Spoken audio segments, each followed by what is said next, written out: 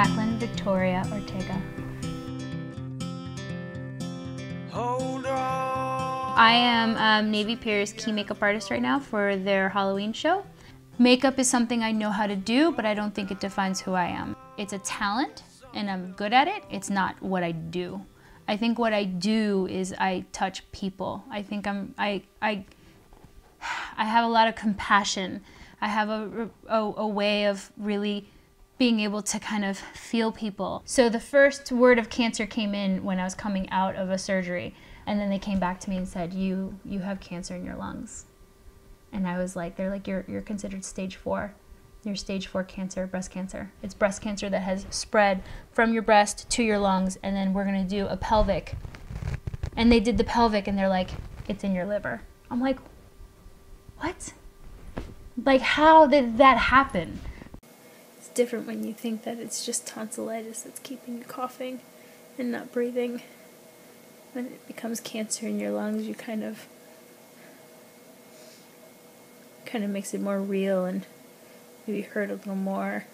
Like the day before chemo is actually the first diary that I did, and I was so scared, and I was alone down here that I kind of used it as a way to kind of calm myself down. And I'm just having a weak moment right now because it's only week 1. But hopefully I'll learn some tricks to counteract some other stuff, and I'll just get better at it. When I got diagnosed, I mean, they put me under the ground. You know, they're like, you have 5 years to live. What was I gonna do with that? Well, one, I'm gonna tell them that I'm not a statistic. I'm definitely not a gallon of milk. Do you know what I mean? Like, you're not gonna just put this expiration date on my head.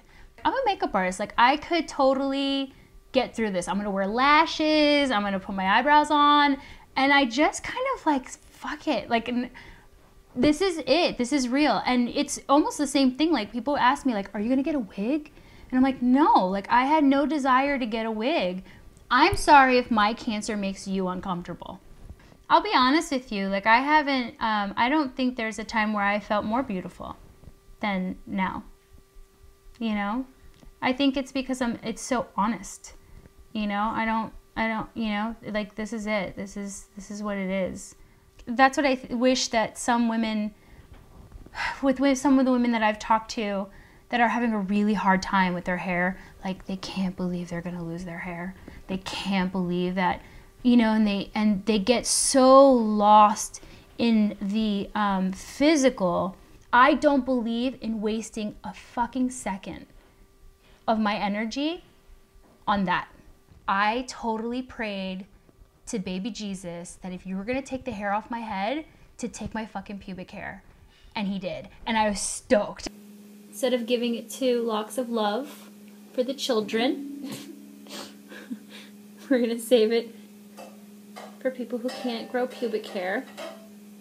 The red lip on chemo day was because I didn't want to go into my first chemo treatment looking cancery. Like, that's what I call it. I'm like, do I look cancery today? Like, and so I wore that red lip to kind of, you know, remind myself, like, you're still like who you are. Like, we're gonna get through this. It's unreal how every single moment in my life, it makes me cry, has made me prepared for me for this. Every relationship that I have met, every hardship I've had in my life has prepared me to, like, face this. It's almost like I have been in training for war, but I feel in control over, like, I'm gonna get through this.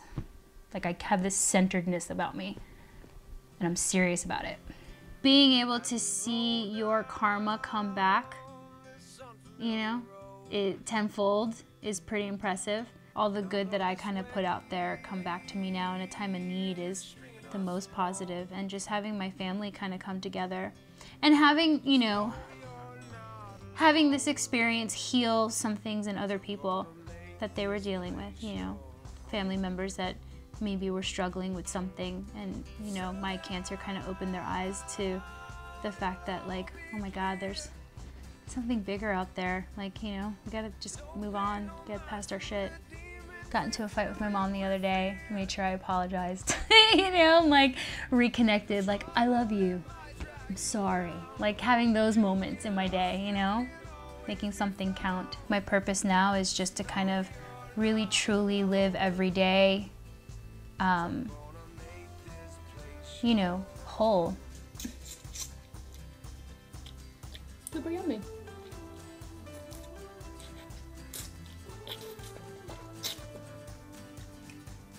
For those of you who don't know how to eat mango, now you do.